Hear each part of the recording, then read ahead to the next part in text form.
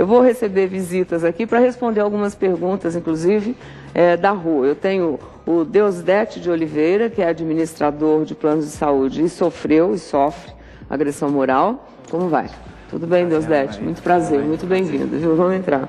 Doutor José Luiz Campos Xavier, que é advogado. Muito obrigado, doutor. Obrigado por ter vindo. E o jornalista que escreveu um livro a respeito de chefes mal-humorados. Como é que é o nome do seu livro? Achei ótimo. As chefias avassaladoras. As chefias avassaladoras. O que quer dizer uma chefia avassaladora? É um chefe, um chefe absolutamente indesejado, tirano ao extremo com os seus funcionários. E você chegou a conhecer, para escrever esse livro, chefes, como você diz aqui, avassaladores? Sim, chegou a conversar com eles? Sim, eu fui assediado, também como você, nos meus 16 anos de idade, quando trabalhava num supermercado, que não existe mais.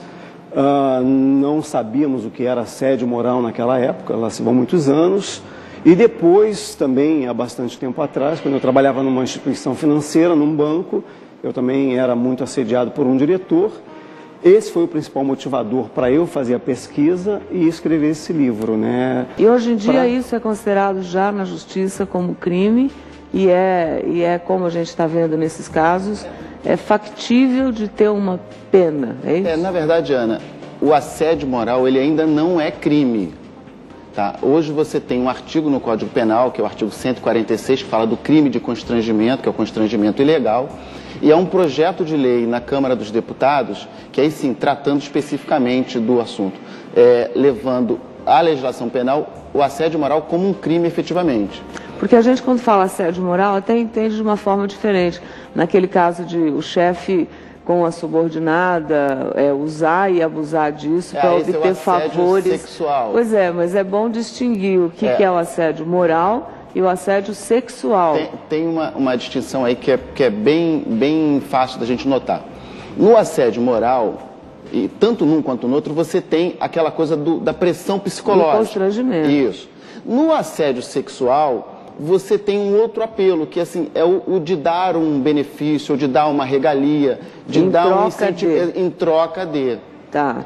Essa talvez seja a maior distinção entre o assédio moral e o assédio sexual. O Deusdete é administrador de planos de saúde. Sim. E você sofreu um assédio moral. Parece que você teve um comportamento inescrupuloso de uma diretora da empresa. O que quer dizer isso?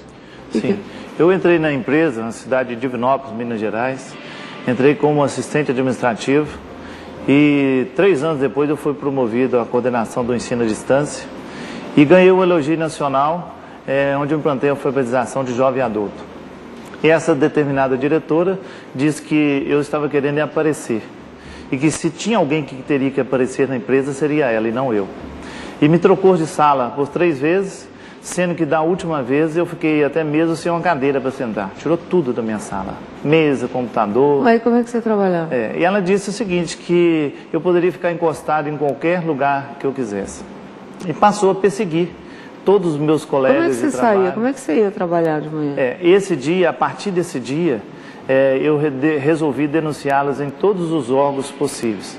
Onde que eu entrei com ação na Justiça do Trabalho, né, e ganhei por unanimidade no Supremo. O senhor já defendeu casos de assédio moral? Vários casos. Como é que colhe provas? O que as pessoas têm que saber? Quem está sofrendo isso agora? Principalmente, a pessoa que está sofrendo assédio, ela tem que ter informações ou buscar sempre colegas de trabalho que tenham vivenciado com ela o drama. Pois é, mas olha, vai falar contra o chefe, vai perder o emprego também. Olha a situação. A gente sempre costuma dizer, entre nós advogados, que a Justiça do Trabalho é a justiça do desempregado.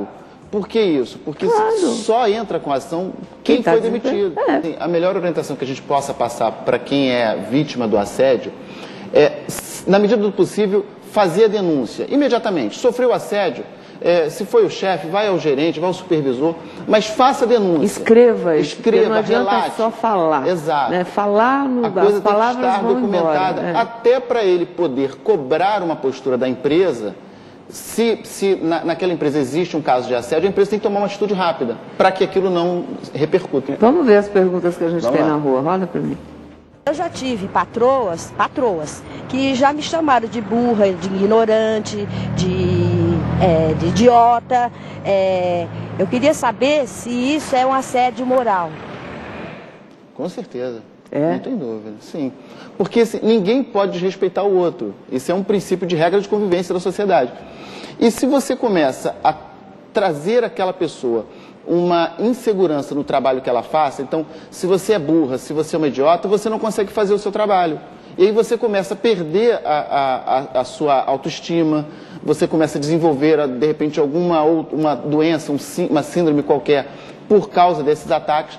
Então, no caso relatado, é realmente um caso típico de assédio. Isso precisa ser uma coisa constante, quer dizer, não é que se de repente alguém está lá, porque quem está me escutando também, de repente alguém está lá, teve um piti que levantou de manhã, estou falando de uma relação de patrão-empregado, que mora na mesma casa. Mas você não está num bom dia. Né? E aí isso não pode ser considerado como um assédio moral. Não, o assédio moral, na verdade, para se caracterizar, ele tem que ser reiterado, constante. Se tiver como provar, ou alguém que vá testemunhar, que tipo de indenização é essa? Bom, normalmente, vários níveis. O juiz arbitra uma indenização por dano moral, porque aí o assédio moral você caracteriza um dano moral àquela pessoa. E aí a questão do quanto da indenização, ela varia muito, Ana. Porque você hoje não tem um patamar, ou você não tem algo concreto que você possa atribuir para determinada prática de ato um determinado valor de indenização. Olha, eu acho que o alerta está dado, eu sei que casos existem muitos, né? E a gente está, na verdade, municiando você em casa com algumas informações para que você possa lidar com ela, né? Caso você conheça alguém ou esteja sofrendo isso, e vá buscar os seus direitos, porque eu acho que a gente não pode ser menosprezado em nenhuma situação. Queria muito agradecer ao presidente doutor, parabéns pelo livro, eu acho que eu não o li ainda, mas eu acho que tem informações importantes para quem queira saber mais de chefias avassaladoras, e você como chefe também podia dar uma lidinha para saber, de repente, você nem se vê e de repente está se enquadrando aí, né, em situações que não vale a pena para ninguém, como diz o Deus Dete, todo mundo perde. Perde você, perde quem trabalha, perde a empresa. Se é o Estado, como é o caso da ANAC, perdemos todos nós. Né? Eu acho que não vale a pena. Muito obrigada, viu? Obrigada por ter vindo. Obrigada, Jorge. Tchau. Obrigada, Jorge. Parabéns, viu? Obrigada.